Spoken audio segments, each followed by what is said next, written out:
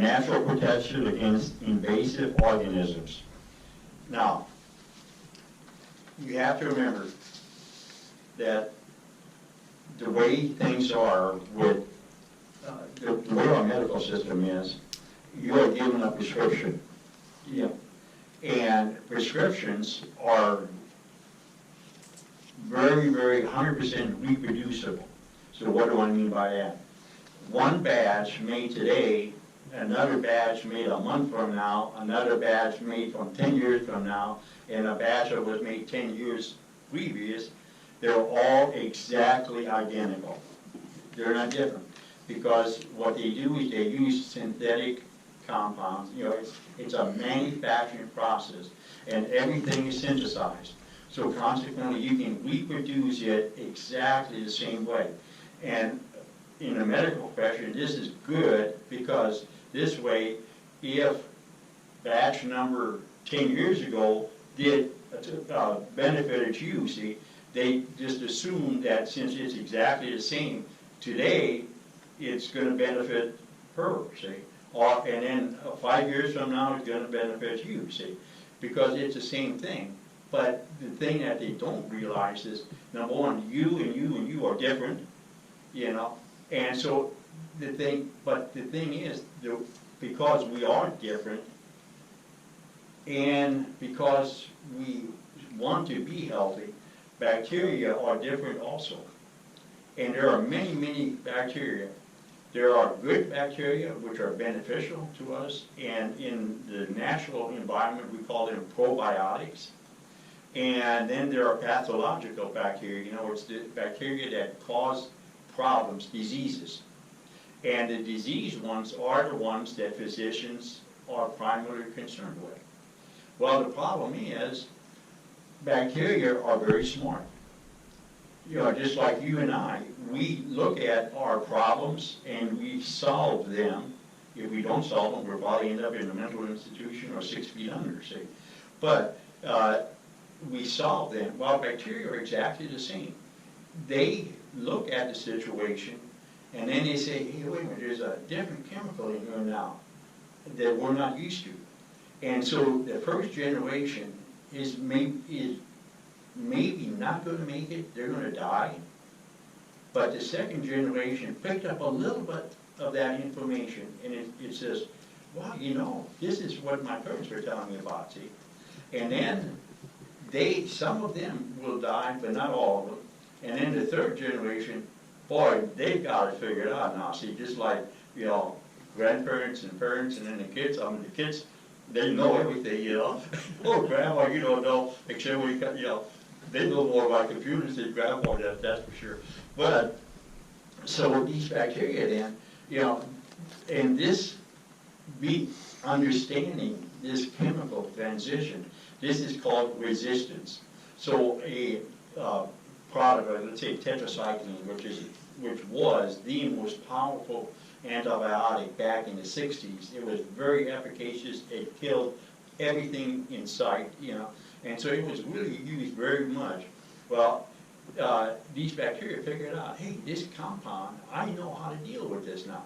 So they become resistant to tetracycline, and then they had to switch to ampicillin and penicillin and all of these different kind of products, you know. But the bacteria, eventually, they keep figuring out what's going on. And especially if you look at bacteria, they reproduce every half hour.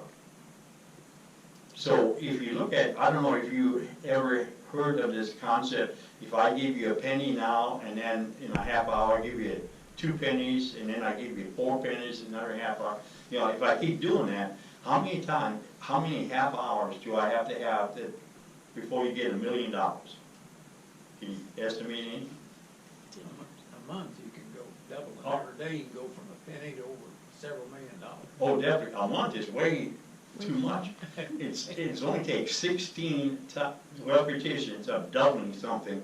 Then, using the 1 penny, if I double that and then 1, 2, 4, 8, 16, 32, you know, if I keep doing it, if I do that 16 times, you will have $1 million. Now, apply that same thing, the same math, to bacteria and viruses. they multiply every half hour. So in 16 1/2 hours, in other words, in an 8-hour period, assuming none of them die, in an 8-hour period, you've got 1 million organisms there, bacteria, viruses. And so they then present problems. And so consequently, they give that message then to their offspring. And so this is where the resistance plays an important part. And so consequently, we now are in a society in which most, especially antibiotics, we are humans, we are resistant, and plants are resistant to pesticides and herbicides. And if you don't believe that, just look in the agricultural statistics. They have increased the usage of pesticides and herbicides since they were first introduced in the early 80s. It's over 150 times the volume is out there now, to use the pesticides and herbicides to do the same work that they did when they first introduced it. With antibiotics, we now have, well, going back to the pesticides, in 1938, there were 7 insects and mites, bugs, that scientists, agriculturalists recognized as being harmful to the farmers. In 1984, there were 447 of these bugs that are harmful to the farmers. So that, but during this period of time, we started using more and more fertilizers, but we really got heavy into pesticides and herbicides.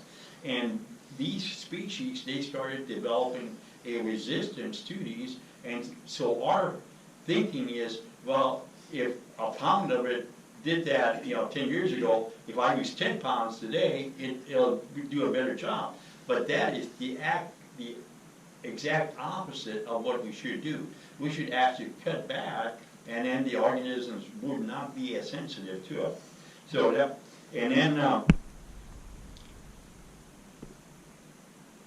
the other things that pesticides and antibiotics do, they are not selective in what they kill. So consequently, they kill the good things too. So with pesticides, and that's why they have Roundup, because Roundup is a chelating agent. What it does, it binds minerals so that the plant cannot use it, and so the plant dries up. But there's, in nature, there's everything depends on minerals. And in fact, the Bible says, remember, man, that you are dust, and into dust you will return. And to me, that didn't make a lot of, it didn't really hit me. But I went to a funeral one time, and it was a Methodist preacher, and it was a colleague of mine, and I went out, I knew the family, so I went out to the cemetery too. And the minister took the dirt, and he put it on the coffin, and he said, remember, man, that you are ashes, and into ashes you will return. And I don't remember how I got home after that or anything like that, because what happened is, when I was in college, I had an analytical pharmaceutical course, we had to analyze. And Dr. Zimmer, my professor, he would say, Mr. Kohler, here's a sample, I want you to ash it. And so I knew, I had to burn it very, very slowly, and then based on the different minerals, then you would harvest part of it, and then you would analyze like iodine, bromine, and then eventually get into potassium and sodium, and then eventually you get the zinc and magnesium and manganese, and then you get into heavy metal, lead and arsenic and things like that. So you'd have to burn it very, very gently, and then collect samples of it. So when the minister said ashes, it hit me. That's what we really need to know. Remember, man, that you are ashes, and into ashes you will return. That's what makes us different than the spirit, because we are of the earth. Jesus put us on the earth, and he put us in paradise, and he made absolutely everything perfect. So consequently, theoretically, they didn't have to work. You just picked, and everything was made so they could live forever. The only requirement was, that they should not eat of the fruit of good and evil. That's the only thing. But yet they had millions of plants there, you know, they could do whatever they wanted to, and they didn't even have to work. You know, man, what a paradise, that is paradise, because I'm doing gardening, and it's hard, you know, to do that kind of stuff. So, so anyway, resistance, pesticide resistance and antibiotic resistance is really, really big. One of the things that I want to point out is many of the diseases that were declared to be no problem to us Americans anymore is now becoming a huge, huge problem. One of them is tuberculosis, TB. You know, we did not, you know, scientists, doctors, they all said, you know, we don't have it. And in the mid-'80s, early '90s, we did not have TB at all in this country, you know. And if a physician wanted to know about it, they would have to travel to a third world country to learn about it, see. But in the 20s, in the late 10s and 20s, you know, we had TB asylums, you know, and all that. And the people that survived those, amazingly, were the ones that were close to the windows in which the sun shone through. So vitamin D, now, you know, everybody tells you, you know, you need vitamin D. Vitamin D is the sunshine vitamin. It is crucial. And those people that survived the 10s, 20s, and 30s with TB, they were the ones that were by the window and they were taking vitamin D. But yet, in the 50s, 60s, and 70s, the medical profession said vitamin D, because it's oil soluble, and vitamin A, because it is oil soluble, will kill you if you take too much of it. You know, it's really weird the way science works, you know. Accept that as being true until we are told otherwise. The example with cigarettes. You know, cigarettes, the physicians advertised cigarettes back in the 40s and 50s, you know, especially after the war. You know, cigarettes were advertised by medical doctors, you know, it was good for you and all this kind of stuff. Well, one thing that I was reminded of when I gave that example is that now, the cigarettes in the old days, first of all, tobacco is really not harmful if taken when you are supposed to take it, because if you want to do an experiment, take a tobacco plant and just put it in the middle of a pasture, and then go ahead and let your cattle and your horses and sheep and goats, whatever, let them just graze there. You will see that they will not touch the tobacco plant. But as soon as one of the animals is sick, I mean, they'll break a fence down to get to. You have good control of cortisol, and cortisol is a stress hormone. And so the animals, then they want to reduce stress, they want to be calm so that they can then fight infections. And the same is with us. So the original tobacco plant is not bad. But what happened is, as especially in the war, all the soldiers were given free cigarettes in their food bag. I forget what ration bag, yeah. You know, and they were giving them a pack of cigarettes. Well, they got used to it, you know. So after the war, we had all these soldiers that were used to these cigarettes. So then the tobacco company started incorporating more and more chemicals in it. You know, number one, to make the slow burn, you know, so it doesn't burn so fast, and so it doesn't fall off, you know, the ashes. And then they put filters on it. I mean, so it ended up that in when what was the FDA? Anyway, the guy that was the FDA director, Cooper, when he was the FDA director, then he announced. And he told the chemical companies that they need to cut back or have research to verify the chemicals that they add to the tobacco. And they added 826 chemicals to the cigarettes. You know, and these chemicals is what gives you the cancers and the heart problems and all these kind of things. So it's the things God made if we take it judiciously. In other words, if we, you know, we have thousands of plants, we take a little of this, a little bit of this, you know, and as we're walking around, you know, we get filled, you know, and then we come back, and then back then, the climate was all perfect. So you had berries 12 months a year. You had, you could eat anything you wanted all year round, But then because of the flood, the environment and everything changed. So, but anyway, so tuberculosis is 1/3 of the people in the world have latent tuberculosis, which means they have the bug inside of them, but it may not be active. In other words, they're not going to have a destruction of the lungs. And that is equivalent to about 2 billion people. But 1% of that population dies annually because of tuberculosis. Gonorrhea. I remember, when they really started hitting the prophylactics and all these kind of things, and then they introduced sex education in school and all this. Doctors were saying, hey, we don't have any more sexually transmitted disease. We don't have to worry about it. We now have, number one, we have ways of protecting, and number two is if you do get it, we have drugs that can help you, that can cure it. See. But now we have over 700,000 people that get gonorrhea every single year. That's just gonorrhea. That's not the other sexually transmitted diseases. Malaria. In the United States, you never hear of malaria at all. But within the last 3 to 4 years, there's been cases, anywhere 3, 4 cases in Texas, 3 or 4 cases in New Mexico, 3 or 4 cases in Arizona. They're springing up, and so about every other month, you'll see it in a paper.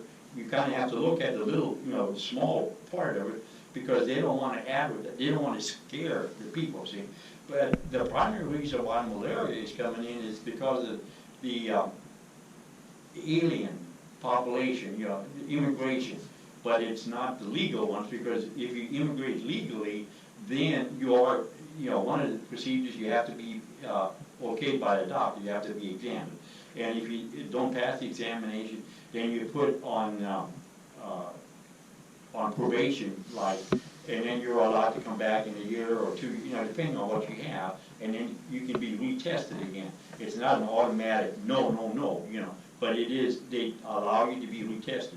But with immigration, with alien immigration, there is no testing. So they just come in illegally, and then since there is no testing, they're bringing in diseases that those countries have that we haven't seen in a long, long time. So, and one of the things with malaria, 85% of all malaria bugs are resistant to what was back 20, 30 years ago was the number choice drug, like quinine, things like that. They are now resistant to these things. And so malaria is now very, very difficult to treat. But you will find there are herbs that really helps this. Well, in fact, I'll give you one. Who knows what this is? It's just a little sprig off of a bush that gets this tall. It's called Artemisia. Sweet But Annie. most of you know it as Sweet Annie. This is Sweet Annie. And Sweet Annie is, you can grow it, in this area you can grow it very, very easily. It grows almost wild. It reseeds very readily. Right. And so you can plant it any place and not have to worry about it. The only worry is once you have too much of it, you got to pull it. But this is now the herb. Well, in medical terms, it's a drug of choice. But I don't like to use that word, that terminology, because herb. It's the herb of choice, and God put it on this plant. And there's other uses for Artemisia or Sweet Annie. But this is one of the things, and if you look how beautiful green it is, that means it's very, very high in magnesium. So it's good for arthritis, rheumatism, and those kind of type of things too. So, but anyway, there are ways that herbally that we can help with these type of infections. Cholera, we've had several cholera epidemics in the last 2 years. by epidemic, I think the highest was 26 at one time, but usually 3, 4, or 5 in a certain area. But again, cholera, the medical establishment in the, 20, 25, 30 years ago, they said, cholera is eradicated in the United States. We don't have anything, we don't even know what the heck that is, see? But it's showing up now on a monthly basis. And here again, it's because there are so many drugs that the cholera bacteria is resistant to. And then E. coli, but everybody knows about E. coli, because that's a fecal type of a thing. But there are a tremendous amount of resistance built into it. Food poisoning, in fact, there's still an ongoing case. I think, 56 people died, and it's not finished yet. But that's basically an E. coli problem. So resistance is in antibiotics, and antibiotics is primarily used because of overusage in humans, especially the resistance established in hospitals. Because in hospitals, you're in a very enclosed environment, you're in air-conditioned environments, you don't get any fresh air, and the windows all have shades and stuff, so you don't get very much sunlight in the rooms and things like that. And everything is sterilized. And bacteria, because they want to live, they send that message on, and so they become resistant to the bactericides that they sterilize things with. They become resistant to the antibiotics that they give you, that they inject into you, that they give you, the lotions and creams and potions and stuff that they apply to you. You build resistance because the hospital is full of these antibacterial type of things, but the bacteria, they learn to utilize those, and then they become resistant. And so if you just walk in the door, the outside handle is okay, but if you open the inside handle of the door to go into the hospital, you might as well figure that you have been contaminated, because people walking out of the hospital are contaminated, and when they touch. And so there are several manufacturing companies now that are manufacturing copper handles for doors, because copper is a powerful antiviral, antibacterial, antifungal agent. And many of us have used like copper bracelets and stuff, and the bracelet part is primarily for arthritis or rheumatic type of problems, but it's also a powerful antibacterial agent. So copper is very, very good for that, and several hospitals are now switching over to copper door handles. Soaps that you use, there are so many antibacterial soaps, but research after research after research has shown that antibacterial soap is really not beneficial at all. All you need is the emulsifying part of the soap, because what you want to do is you want to break the barrier between the oil and the dirt. And once you do that, then any bacteria, whether they're good or bad bacteria, they're emulsified. And then after you massage the soap really well, then when you turn the faucet on, then you flush it, they're flushed down the toilet, and you don't have to worry. They have done tests, like in the hospital environment, they have done tests in the doctor's offices, and they've done tests with husbands, wives, children, and using the exact type of soap, and the same procedures, and they have found that just doing that without any bactericidal soap, that the cleanliness of the hand is equal no matter what the environment is. If you just good emulsifying, in other words, something that mixes the oil of our skin with the dirt and solubilizes it, and then the bacteria are in there and they can't hold on, and then they're washed out. So do not use bactericidal soap. Toothpaste. A lot of us, use toothpaste that is bactericidal. Do not use chemical bactericides. Herbal things is okay, because in herb, in fact, let me sidetrack that. I talked about synthetic, drugs because they're reproduced 10 years ago, today, 10 years from now, they're exactly the same. Herbs are never, never, never the same.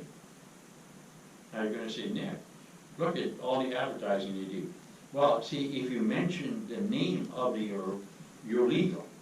But as soon as you start mentioning a percentage of an active constituent, then what the nutritional companies, herb companies do is they have, 5 or 6 different varieties, let's say of echinacea. And so then they'll have, and they test the echinacea site in it, or berberine, and then they find out, okay, this one that I got from company A tests out to be 3.1%. From company B is 1.1%. From company C is 2.some%. So then they'll say, well, all 3 companies are reliable.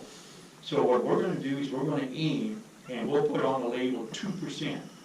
And then, so what they do is they buy the 1.1% and the 3.1% and the 2.1%, and then they use the majority of the 2%, but when they do their lab test, then they go ahead and mix in whatever they need to get it to a plus or minus 10% to make it legal, see?